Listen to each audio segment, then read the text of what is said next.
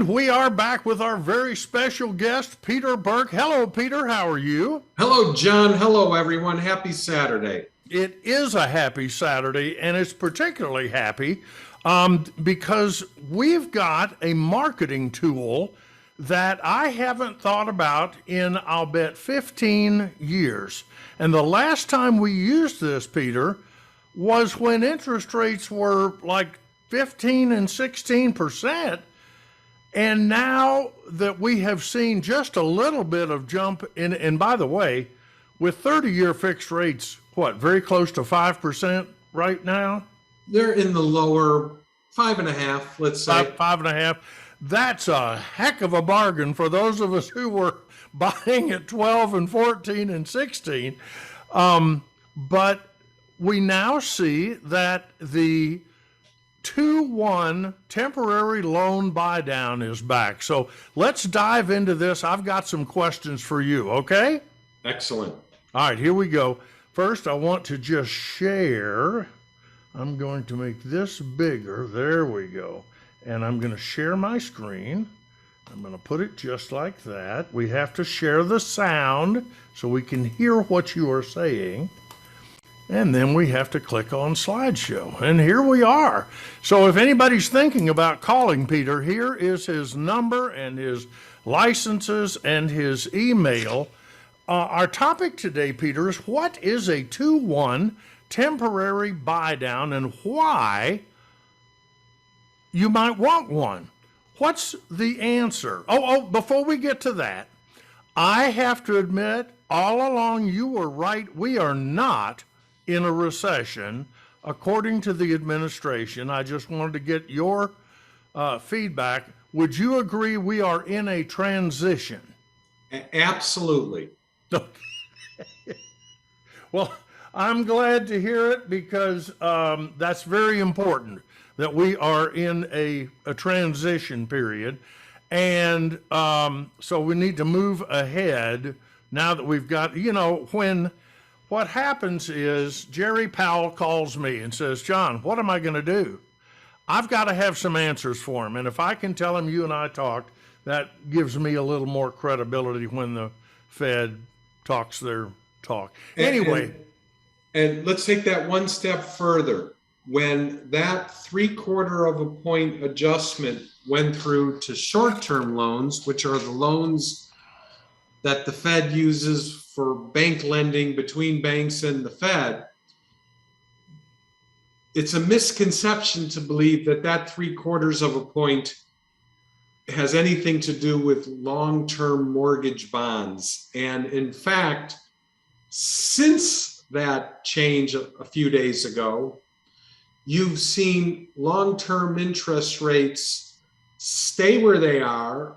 Sometimes they bounce down a little, but the correlation between the two is not clear. But what I think you're seeing is the folks that buy and sell bonds say the Fed has made their decision. It's been telegraphed for weeks. That's what moves up and down rates. But once they make the change, it's as if they've taken the top off the steam kettle and you can relax.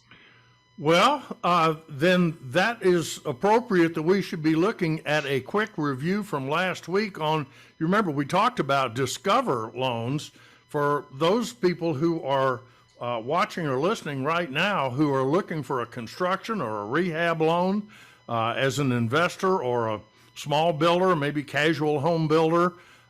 You've got some answers for them. We talked about it's a loan for investors, not for owner occupants, but you put together a free ebook that people can get. Do you still have these available, please? Yes, and there's a few people that have been asking for it, and I promise you will see it this weekend. Very good. There are a few that I owe that to, so I appreciate your patience and understanding. Well, and anybody who didn't ask for it last week, this is your chance because next week, Peter and I are going to submit this to Amazon and it will be $149.95 plus tax. So this is your chance to get it pre-publication as a gift from Peter Burke. Now, let's talk about temporary loan buy downs. What is a 2-1 buy down, please? That's where if you've got a 5.5% rate, a 2-1 buy down means for the first 12 months of that loan, you will make a payment as if the rate is 3.5. You do that every month for 12 months, the first year. The second year, it's now 1% less than the 5.5. And you make that payment. And at the end of the 24th month or the end of the second year, you go and you make payments on the 5.5. That's the interest rate on your note. And that is the rate fixed from, well, it's actually, the entire thing is a fixed rate mortgage. It's just that the buy down allows the lender to offer this particular feature, which is very interesting. But this is not an adjustable rate loan. So years 3 through 30 typically will be at that, whatever that note rate actually is. Is that correct? Yeah. Okay. So what's the advantage to this? Well, first off, how can you get that? You are funding the difference between the 5.5 and the 3.5 upfront at time of closing, in addition to the difference between, again, we're using 5.5 as the note rate. You're funding the second year difference between 4.5 and 5.5. You are giving a pile of money to the lender, a rider, and then they're creating a rider that you sign at closing that says, we're going to apply those funds to your payment for those first 24 months. Okay. And at the end of it, the fund will have zero in it, and you're now going to make the original payment. It's an incentive that sellers should consider when marketing their home. Very interesting. So if I've got a home for sale and there are 3 homes on my street very similar, and the buyer's looking at it, and I'm willing to pay for the fee, can the seller pay for this?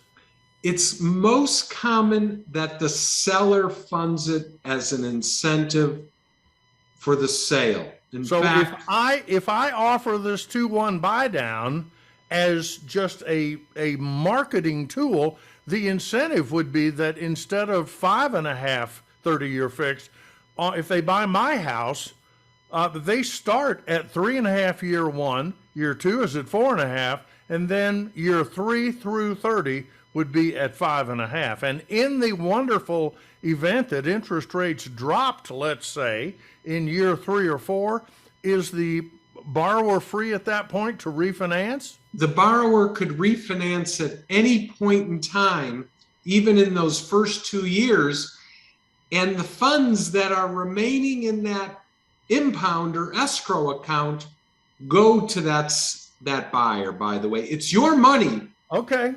The seller has paid it up front for your behalf. You're entitled to it, and you're entitled to it in a lump sum if you pay off the mortgage in that first 2 years.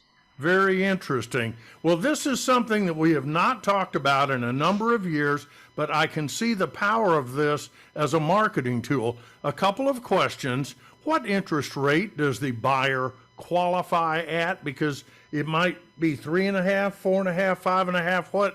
What rate does the underwriter use? Excellent question. They use the rate that's on the note, so it's the 5.5. Okay, so as far as qualifications are concerned, it's really no different than just a 30-year fixed rate loan. Yeah, this is a selling incentive to make your home more appealing to that buyer. By the way, and you may correct me on this, but I think I read that under the VA program, they can use the start rate to qualify if they can show that there's a good likelihood that their income will be increasing. Is that a possibility? The VA has some very forgiving rules, so that's entirely possible. I think that's a good idea. Hey, we owe our veterans a lot, and I'm all for helping them out. That makes sense to me. Now you answered this to a certain extent. Where is the buy down money held? How do I know that's going to be safe? Who holds that? The lender that originated the loan retains the money and accounts for it as you make payments, and it's held in escrow, and it's used by, and the lender draws from that each month the difference between the two payments, between the start rate and the buy down rate. Got it. And this would be similar to an escrow account in which they would have taxes, prepaid taxes, prepaid insurance. Just like an escrow account. Okay. All right. Good. Can the lender pay the buy down fee, or would that make any sense? Not the lender.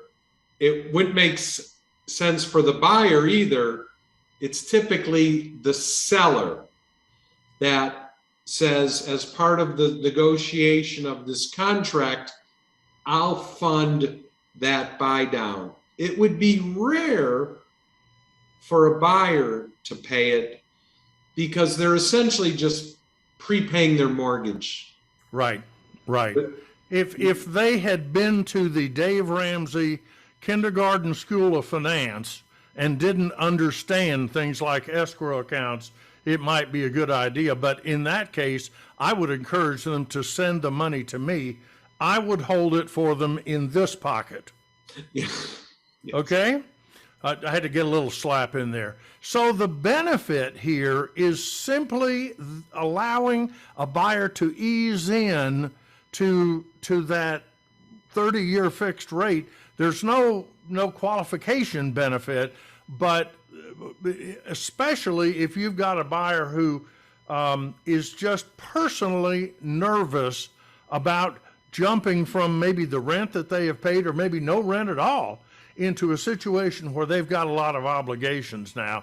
This might make it potentially more attractive to buy your house than somebody else's house. Yeah, where you may see this more commonly, but they don't promote it as such, is home builders will, in their marketing materials, it's essentially a buy down, and they're funding that as an incentive to sell that home. And there's no reason why anyone out here listening who's got a property to sell couldn't offer the same incentive. So if D.R. Horton wants to get a leg up on, let's say, Pulte Homes, they might say, we're now offering loans starting at 3.5. Yeah, and you'll see it on the sign, the bandit signs. Right, 3.5. And yeah. then you get there, well, it's a 2-1. Okay. And it's a great marketing. It is. And yeah. there's no reason why anyone out here couldn't do it. Exactly. I like it. Are there any dangers inherent with, as long as a buyer understands what they're getting into and that they know that the payments are going to be graduated over that first 24-month period, any inherent dangers that you've seen? No, you bring up a good point. You as the borrower need to be aware that this is a temporary benefit to you to ease into that full house payment. It's not permanent.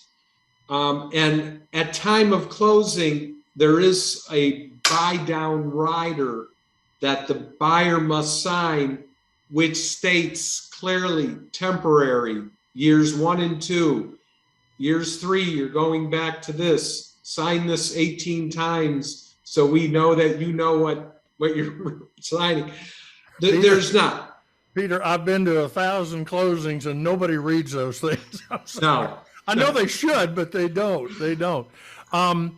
And let me ask you this, Peter, are you able, this week sometime or even today to discuss individual questions if a borrower wanted to talk with you about it, or even is this possible that somebody might have a relative who said, well, I don't want to give you $50,000 in cash, but I would be willing to fund a buy down for you. Is that a viable option? Where we get the most calls from is the listing agent. Yeah. Who wants to set themselves apart and promote that home that they've got available in Alpharetta or Marietta or Smyrna. And they want to know, how much does my seller have to commit to? Because typically it's the seller that pays it. And it's not typical. Typically. Okay. And okay. There's a simple equation. It should not vary, but I'd be more than happy to say, if you're a listing agent or a seller or a buyer, here's what it would look like. But the listing agent and the seller are always most curious. I've got to set aside $7,400. I've got to make sure that the seller is aware that if he's offering a buy down, I'm picking a random number, it's $7,400 that they have to fund at time of closing to buy that buy down up front. Well, but then if they agree to do it, you should market the home appropriately to utilize it. Having worked with builders and new home subdivisions, I can tell you, if the choice is between paying, as you say, for example, $7,500 or having that house sit in inventory for another 60 days, they'll pay it. Oh yeah. They want to move that house. So I like the whole idea here. Here we have, again, contact information. Peter, you have been so generous with the folks that listen to the Real Estate Coffee Break, sharing your knowledge and your experience with them. And I'm just going to ask you to continue doing that. Can folks call you this weekend if they'd like? They sure can. Okay, 678-557-9759. Peter, last words. Have a great weekend, everybody. Catch you next week. And we're not in a recession. It's a transition. It's a transition. Now I'm going to transition you right out of this show. Thanks, Peter. Thank you.